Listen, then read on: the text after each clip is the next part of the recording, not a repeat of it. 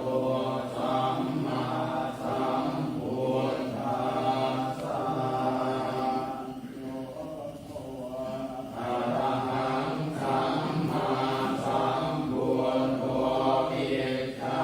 จารณสัมปันโนสุขโตโลกวิทูอนุตตโรปุริสธรรมสารติสัทธาเทวมนุสสานังพุทโธภควานิสวาโตภควตาธัมโมสันเทนิโกอาการิโกเทหิวันติโกโหมานะนิโกปัญจตังเวทิตาโพวินโยนินิสุปฏิปันโนภะคะวะโตสาวกสังโฆอุจุปฏิปันโนภะคะวะโตสาวกสังโฆญาญาปฏิปันโนภะคะวะโตสาวกสังโฆสามีจิปฏิปันโนภะคะวะโตสาวกสังโฆยัคขิกังจัตตาริปุริสายุภานิอันธาปุริสาโภภลาเตสะภะคะวะโตสาวกสังโฆอาหุนัยโยปาหุนัยโยนาทินัยโยอัญชลีกานิโยอนุตตรังบุญญาเขตังโลกัสสาติมะหุงสหัสสะมะคินิมิตัสสาวุทันตังติเมตตังสุติระโคลัสเสนะมาดังทานาทิธัมมวิรินาชิตวามุนินโทตันเตยะสาภวันตุเตนิยมังกะรานิมาราติเตธรรมติโยนิตตังปะราติงโหปะนาตวะขมายมัตอันนยังปันติสุตันนวิตินายิตวามุนินโทตันเตยะภวันตุเตยิยมังกะดานิอิงกัญญวันนังหันติมาตะภูตังดาวาธรรมสสเมวะสุธาตุนันธัมมิเอตัมโบอวิตินายินวามุนินโทตันเตยะภวันตุเตยิยมังกะดานินัทธังกัมมติหันตสุธาตุนันธังทาวันติสนะปัตตังกุลิมาตวันทังอินทิริขัตตมโนยิตวามุนินโทตันเตยะภวันตุเตยะมังกะดานิวานาการธมุตรังอิวะกาปินิยาอินยาตวัจนังจันนกายมัคเขสันเตนะนายินวามุนินโทตันเตยะสา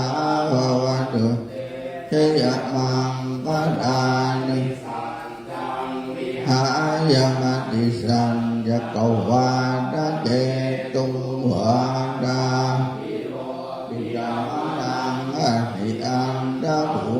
ดังปัญญาปัญญปัจจนิโต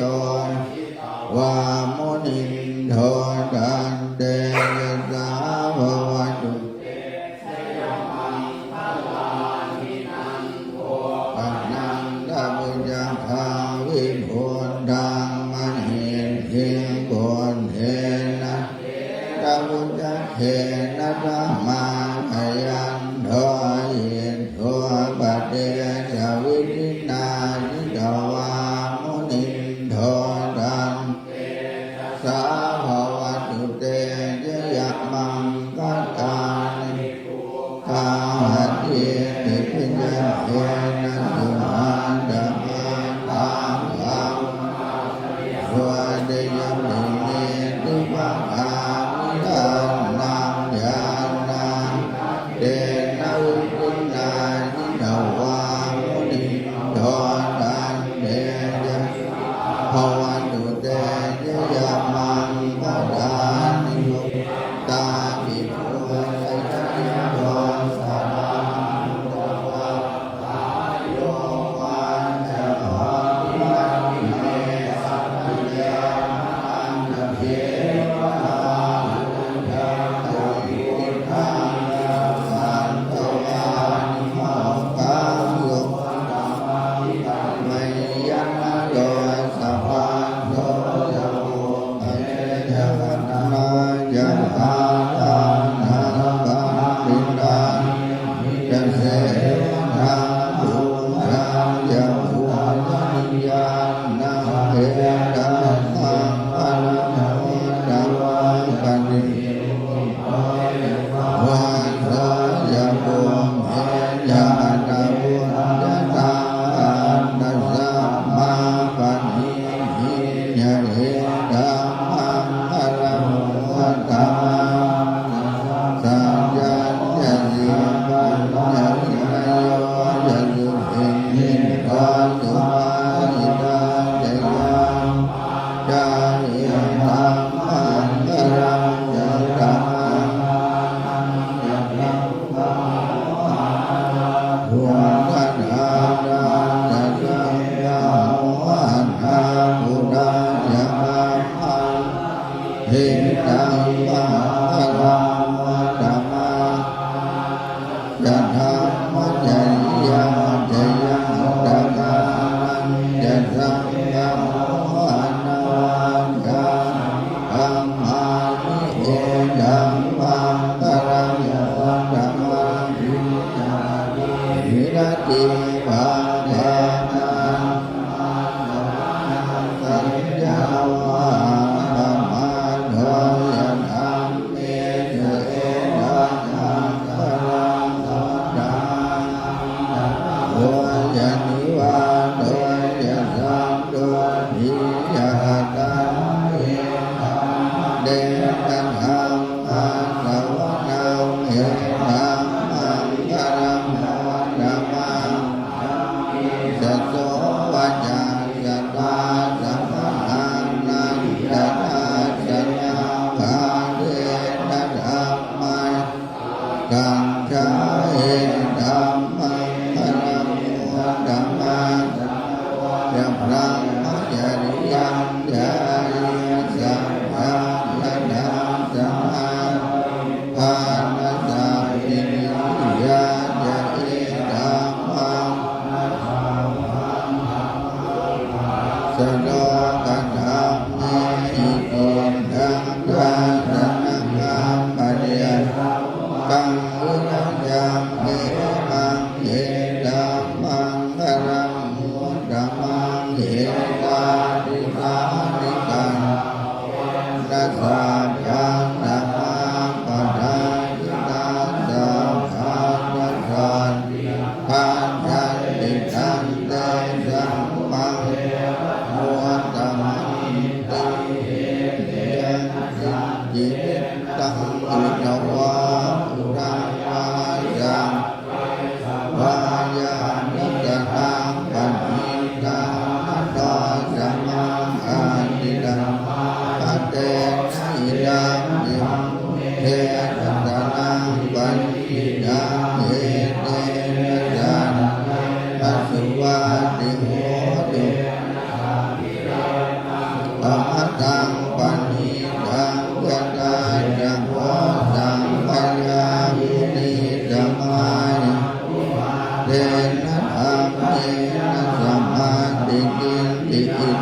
ติ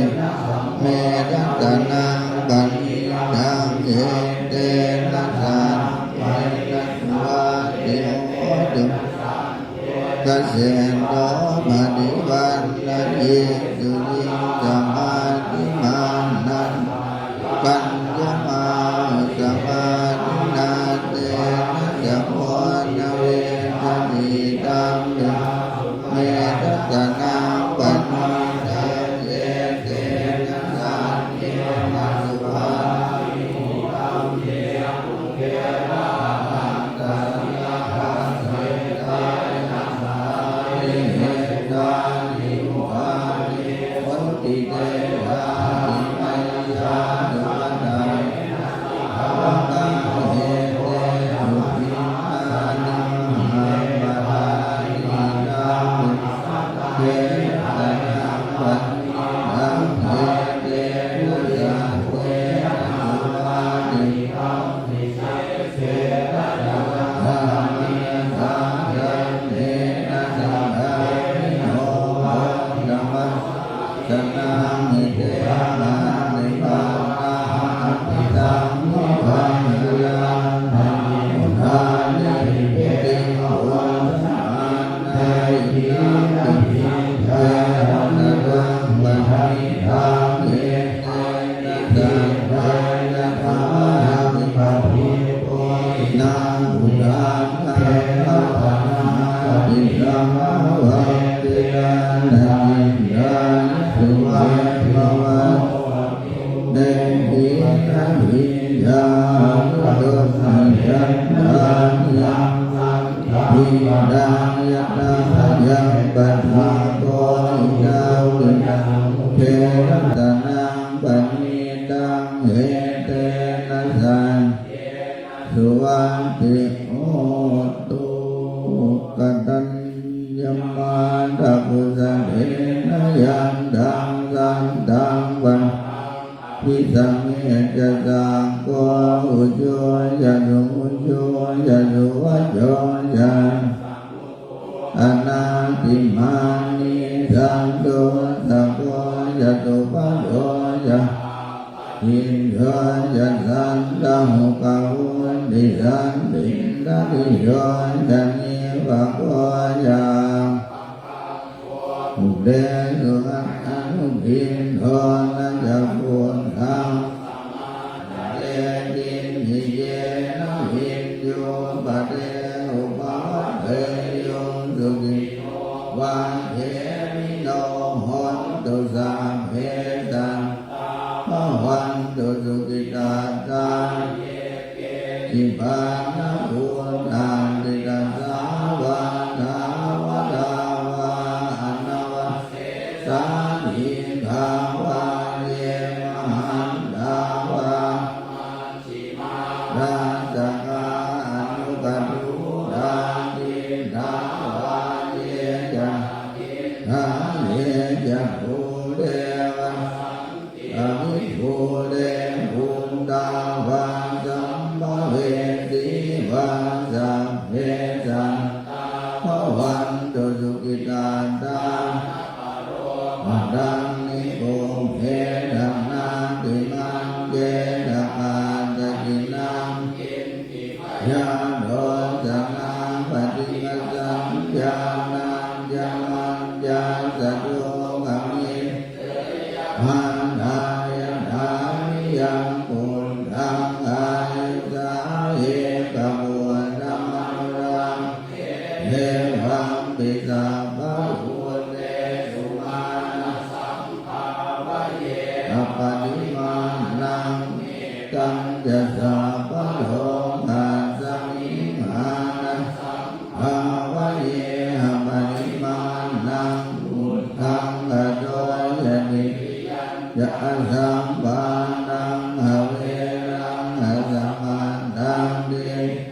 จัตตังนิหินโนวาสยานโน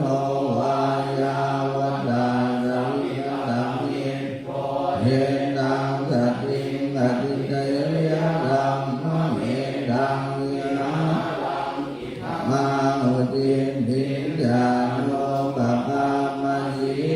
วังหัสเน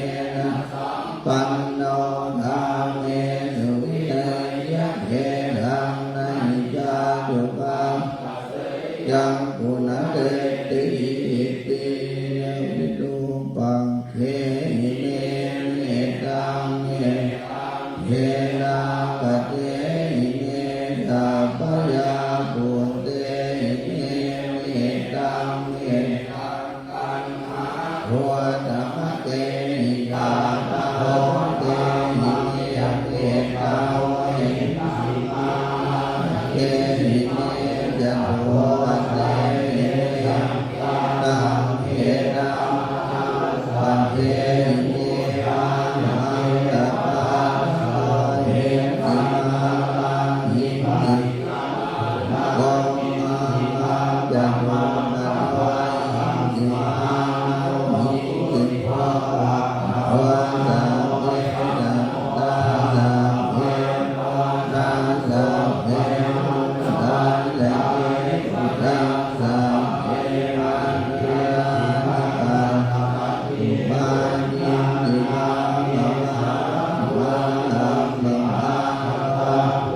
ภะมะ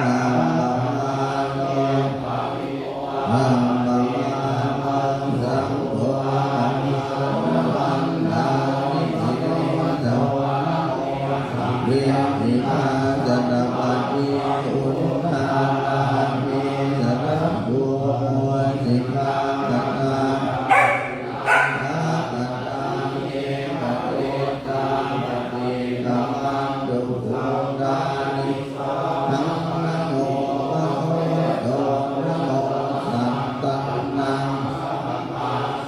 พุทธังภะนังวิปัสสิตังนามุตตะอานันติโยโต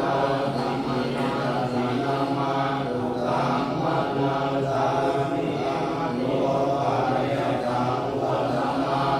ปิมังตะหาสนามานิโยยินาสัมมาสั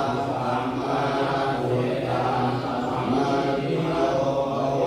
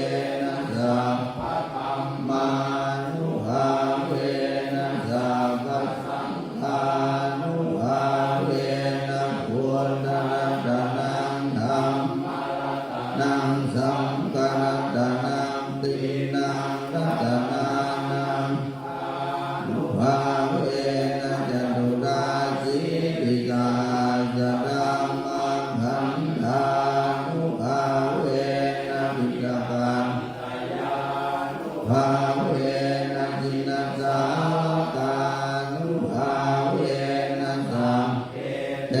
โลภะสัพเพเตสัพเพเตอันตรัญญาสัพเพเต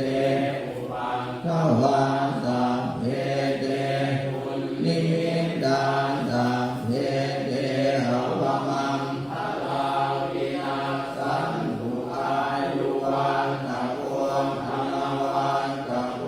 สิริวัตตะโกยัสสวันตะโกภะละวันตะโกวันนะวันตะโกสุขวันตะโกโหตุสัพพะทาตุกะโรภะคะยาเมตาโสกาสันตุวันภวะอเนกา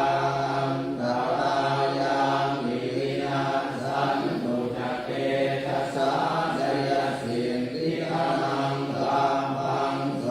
ติภะคะยังสุขังพลังสิริอายุจวันโน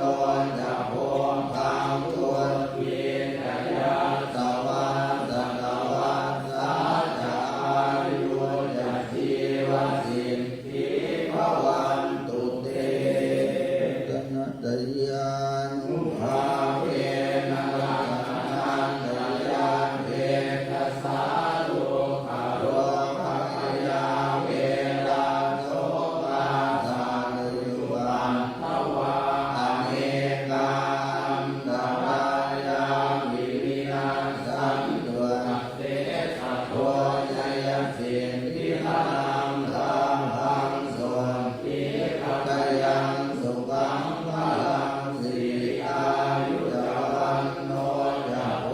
ธังตุวิทยาสวัสสะกวันสะจะอายุจะชีวสิทธิภวันตุเต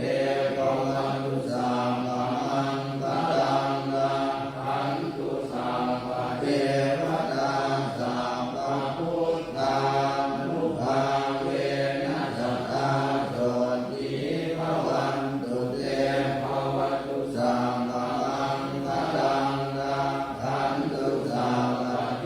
วตาสัพพะธัมมานุภาเวนะสัทธาโสติภวันตุเตภวตุสัมมังคลังนะขันตุสัมปะเทวตาสัพพะสังฆานุภาเวนะสัทธาโสติ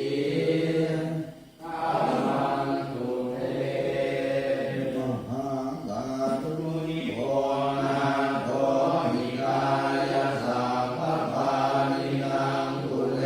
ตวะภารมิสังฆามันโตสัมโพธิโมธัมมังเอเตนะสันตวัฏเทนะโมตุเตติยมังคลังชยันโตโพธิยามุเตสังขยานังนันติวันตโนเอวังตวังวิจโยโหหิจยานุเตยมังคะเทปดานิดาพันดังสีเสปทาวิโภคเตหะปิเสเทสาวะพุทธานังหังกัมปันโตสัมโมนะติสุนากัมตังสุมังปัสสังตุวาหารังโตตินังอุปัฏฐานุโมโตจะติหังนิพพานัจจาติอุปัฏฐาจินังกายธัมมังวายาธัมมังวัฏฏาบันดาลินาทิโตธัมมังปณิทิเตปะนัง ยะนาทิ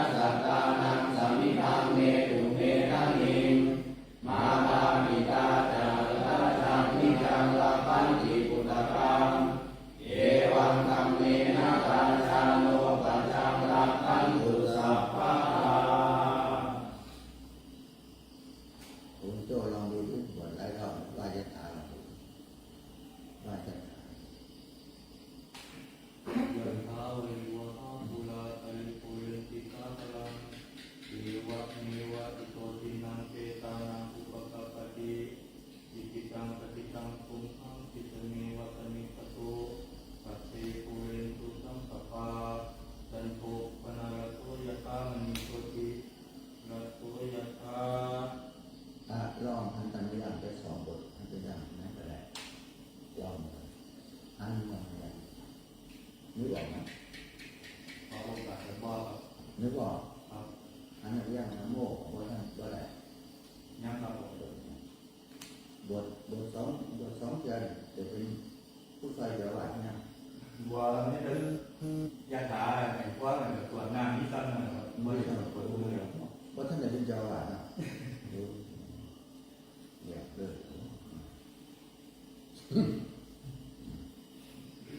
ไอ้อามตัวสูงนะครับ จะถ้าหลวงพ่อโทรไปหาแม่จะฝากไว้ไงทีแม่รู้ว่ามันอยู่นี่ไหม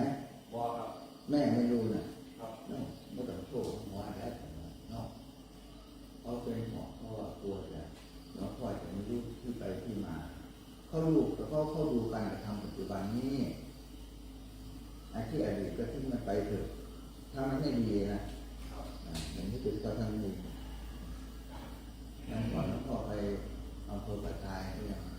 ไปเจอรถตู้มูลนิธิมาเป็นจังหวัดที่ผู้ใจสงฆ์อยู่ที่ปูมาอยากให้ไปปูมาไม่รู้กี่โลมันจะผู้ใจสงฆ์ไปแล้วก็มีเอนั่นแหละเราเนี่ยไปอยู่มูลนิธิไปอยู่จุดเหลือตั้งนะครับแล้วก็ไปท้ายปูมาไปของหน้าเคยไปเผาศพแดงอยู่แต่ก่อนด้วยเคยไปบ้านตระกูลเจริญศิลป์ด้วยหรือบ้านป่าปูมาบ้านป่าปูมาเขาจัดนั่นแหละช่วยแดงกิจกรน้องเขายังไปอยู่เขาช่วยเขาร้องความหวานเมื่อก่อนสักปูเอียงแล้วก็ไปสักปูเอียงหลวงพ่อเคยคุยกับคนสักปีสุดท้ายนะกล่าวว่าจะไปขอให้เราไปร้องเพลงที่โน่นเองหลวงพ่อให้ไปช่วยหลายคนสลักศิลาทองมันตอนนี้ตายแล้วไปช่วยแล้วก็มีนักร้องหมอลำที่ไอ้ปูเป้ของอะไรบ้างก็เข้าไปช่วยกัน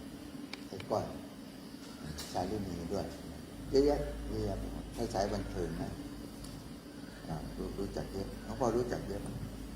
ไปใช้เขาร้องเพลงให้ด้วยตั้งแต่อุ่นจิตนั่นแหละอุ่นจิตบ้านดอนติ้วอำเภอพยัคฆภูมิพิสัยใช้เขาร้องเพลงให้ชีวประวัตินะประมาณก็3-4 เพลงใช้หลายคนเลย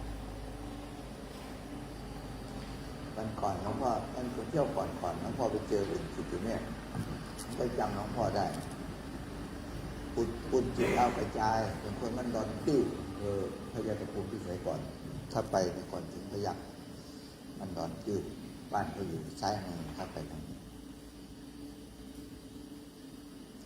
นักจัดรายการก็เหมือนกันรู้จักเยอะถ้านักจัดรายการที่สารคามตายไปบ้างอยู่บ้าง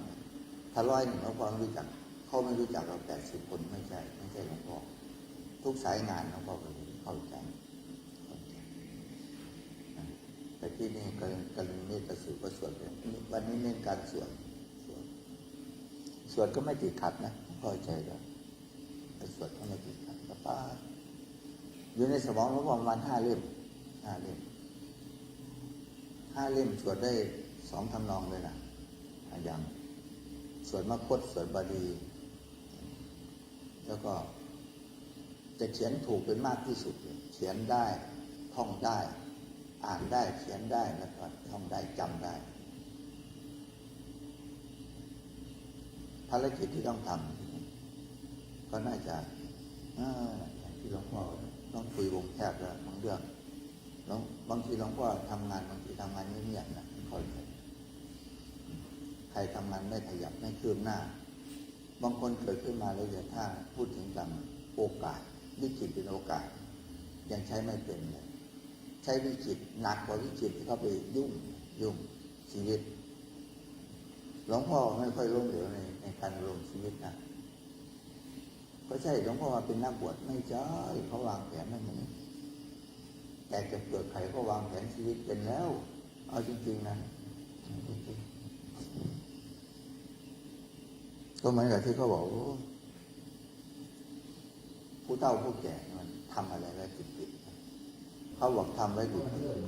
ไปขอสาวมาเป็นเมียจนถ้ามาอยู่ด้วยกันมันวางแผนได้ไป จะขอสาวมาเป็นเมียขณะที่มาเป็นเมียที่เนี่ยโอ้โหมาคุมทุกเรื่องทุกวันนี้ต้องขอมันตลอดแต่เงินก็ต้องขอมันใช้ก็มันเลิกไม่ดีแล้วไปขอลูกสาวเขามาเป็นเมียเสร็จแล้วก็ขอมันตลอดมีเด็กคนหนึ่งก็ถามว่าหนูทำไมวันนี้ไม่ไปโรงเรียนมันปิดเทอมมันปิดเทอมตัวไปบางหลานก็ไปโรงเรียนปิดเทอมเอ้ามุตัวอยากเป็นอย่างไรถามกันครับมุตัวอยากเป็นคือเรียนเยอะอย่างนี้นะให้เป็นผอมันนี่กับเป็นมันบ้าเป็นผอมันเป็นผอมาโรงเรียนสายใดว่าสันว่าหนูมันต้องมาตามเวลามาพอตรงเวลามีปัญหาผอจะมายังได้อะไรกันเนาะเขาทาเป็นผอ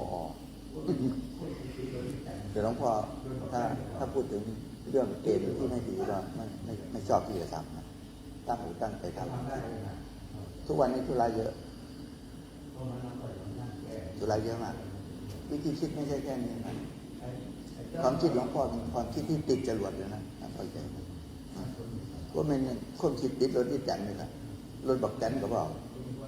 ติดจรวดเลยเหยียบลอยแล้วทำได้ด้วยนะเข้าใจทำได้เพราะเหมือนหลวงพ่อจะมานั่งแก้เรื่องไม่เป็นเรื่องไอ้แป้วเราก็ผอมกันเราก็ผอมมันคน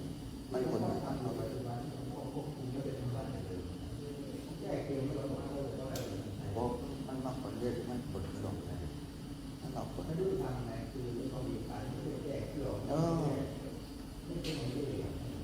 ไอ้นุ่มเนี่ยพูดน้ำกันมาลำบากมันแต่ยางถึงได้นั่งแบบนี้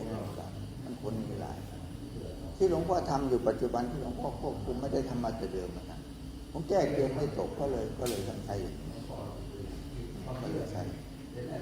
ไม่รู้จะทำยังไงคือวิธีการไม่ใช่แก้เกี่ยวไม่ใช่แก้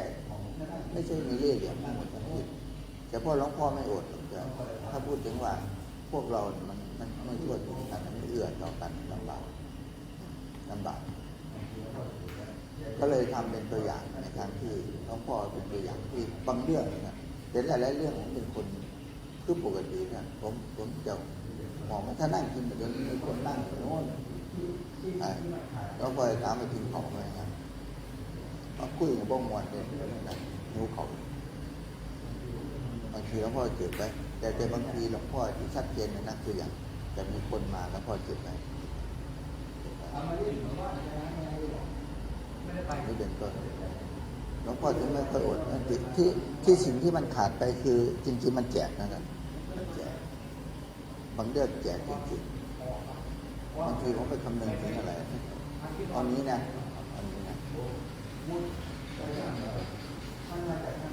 เอามาเล่นหรือว่าไปหาแม่หรือเปล่า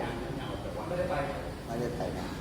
ที่เดินมาจากโน่นเดินมาตอนนี้เพราะว่าไล่สุดเดินมาจากไหนเดินมาข้างหลังหลวงพ่อใช่ไหมเดินมาจากใช่ครับ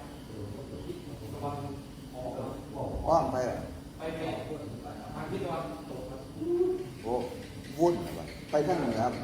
มันมาจากทางไหนท่านผมเห็นมาจากทางหน้าวัดตอนที่หลวงพ่อไล่สดอยู่เดินไปข้างหลังหลวงพ่อใช่ไหมก็จบพระโพธิ์ใช่ไหมบอกออกขึ้นไปออกพ้นขึ้นไปนามาลุรู้จักถนนอรุณอมรินทร์มันอยู่แถวศิริราชชื่อถนนในประเทศก็รู้กันหมดค่ายทหารค่ายกาวีระโรงพยาบาลสวนปุ๋มเครือข่ายของชีมหาโพธิ์อุบลจิตตะวีรู้จักไปทั่วเลยนะครับตัวย่อหนังสือเนี่ยหลวงพ่อเขาพอรู้เดี๋ยวมันก็เป็นบางทีมันก็ไปซ้ำกันนะครับมหมหาธีรสมาคมอะไรครับประทับดูมหมหาห้าขุปัญญาพุทธคณิกายพุทธคณิกายปัญจการนิบาตปาติเราก็ต้องเข้าใจปาติปฏิฆาวัค เล่มเท่ามันเล่มเท่านี้พระไตรปิฎกมีประมาณไม่ใช่ประมาณองค์ที่45 เล่มไม่ได้ท่องได้ทั้งหมดแต่เข้าใจพูดเรื่องธรรมเรื่องที่ไหนเนี่ยหลวงพ่อรู้เท่าทันรู้ทันไม่ได้เราจะแก้ปัญหายุ่งยากในนั้นนะให้จะไปวางแผนชีวิตใหม่แต่ถ้าไม่ได้หลวงพ่อที่มันล้มเหลวหลายคนล้มเหลวนะครับเข้าใจล้มเหลวในชีวิตหลวงพ่อตั้งหลักมันตั้งแต่พ่อแม่ให้เกิดขึ้นมาคิดได้ต้องวางแผนชีวิตคิดวางแผนชีวิตตั้งแต่อยู่ในเปลือกไข่แล้วก็วางแผนชีวิตหนึ่งหลวงพ่อไม่เคยแม้แต่หยุดทั้งทางเนี่ยผมไม่เคยกินเหล้านะผมไม่เคยคีบบุหรี่ผมไม่เคยสูบบุหรี่แล้วก็ทุกอย่างการพนันช่วงนี้หลวงพ่อสร้างบารมีมาก็ถ้าช่วยคนอื่นได้ก็ทำแต่ถ้าช่วยไม่ได้ผมก็เลิกถ้ามันได้ประโยชน์กับมันก็ได้เอามีเวลานะบริหารถ้าหลวงพ่อสั่งไปอย่าย้อนกลับมาเพราะว่าหลวงพ่อบนที่ว่าอย่างผมสั่งงานไปด้วยที่บ้านท่านมันบกพร่องใช่ไหมยังย้อนกลับมาถามหลวงพ่อเสียผู้ใดไปนั่งผมอ้าวน่าเบื่อไหมอย่างนี้ท่านสั่งไปแล้วทำท่านทำถ้ามันติดขัดก็ร้องถึงนายกคันนายกแก้ไขไม่ตกนะหลวงพ่อไปตามพ่อนายกนะบอกโยกแต่เมื่อบ้านนั่นเนี่ยบุญชินวัตรห้องบ้านห้องนอนจับเป็นทั้งนั้นแบบเขามีอำนาจเขามีแต่คนโกงนี่ธรรมดาคนโกงไม่ธรรมดาจะเข้าใจเราต้องทำความเข้าใจกันถ้าสั่งให้ไปทำถ้าไม่เข้าใจให้ถามได้อยู่แต่หลวงพ่อสั่งให้ไปบริหารจัดการหลวงพ่อว่าไปบริหารจัดการเพราะฉะนั้นจัดการยอดครับหลวงพ่อครับขี่ผมไปผู้ใดไปนั่งด่าผมทุกคนถามว่าผมจีบผมไปนั่งไถ่ทุกคนถามโอ้มันโง่ตายมันจะพัฒนาขึ้นมาได้ทำดิทำลองผิดลองถูกจะไปกลัวมันผิดนะท่านกลัวมันผิดแล้วไม่ทำอะไรมันไม่ได้ทำอะไรหรอกเชื่อตอนเน้นพระด้วยนะพระอย่าไปยืนฉันนั่งฉันนะตอนเย็นก็มาเดินยมกลมมาเดินยมกลมมาเสียเตี้ยบางทีได้ตะปูนเตี้ย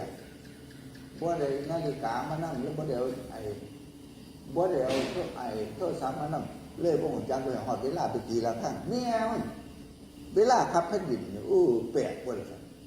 แต่ยังก็ไม่ตีละครั้งเราบอกสังเกตแต่เวลาก็ตีละครั้งคนมาบัวเดียวเอาโทรศัพท์มานั่งแล้วพอบอกไปแม่แล้วโทรศัพท์มันบอกว่าสิบุกมันจับอยู่คนข้างๆกันนี่หมากันนี่ท่านกันถามพาหนูถามหมาจะตัวนะมันหูทำไมโง่งั้นท่านอ้างไม่ขึ้นไปขึ้นศาลเลยครับหลวงพ่อนั่งบัลลังก์นะท่านนั่งบัลลังก์เนี่ยมันคือโง่จะให้หนูบอกขึ้นศาลมาได้ยังไงมันพูดไอ้จุ๋มมันมามันคงจะบันไดขึ้นศาลเรามันโง่อย่างนั้นเลยท่านต้องฉลาดตอนนั้นเลยท่านอันทำไมยังด้วย